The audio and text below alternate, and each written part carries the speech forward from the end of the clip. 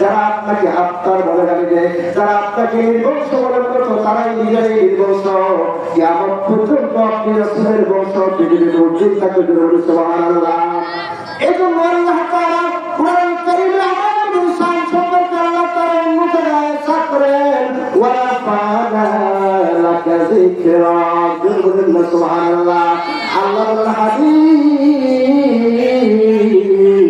আপনি পৃথিবীর মানুষ আপনার সামনে যাব আবাদত করে, আপনার সামনে যাব গুরুত্ব করে, আপনার সামনে যাব আবাদ করে না কেন, আমি আল্লাহ আপনার সামনে আর চুলের মধ্যে দিয়ে আল্লাহ তারা সমস্ত কিছু উঠে আমি আপনার শানকে বৃদ্ধি করে দিয়েছি। জোরে বলে সুবহানাল্লাহ।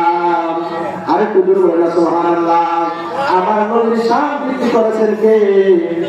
জোরে বলুন কে? আল্লাহ সুবহানাহু ওয়া তাআলা। সারা দুনিয়ার সমস্ত মানুষ যদি আমার নবীর শানে আঘাত করতে চায়, আমার নবীর শান কখনো কমাতে পারবে না। কথা বলুন ঠিক কিনা?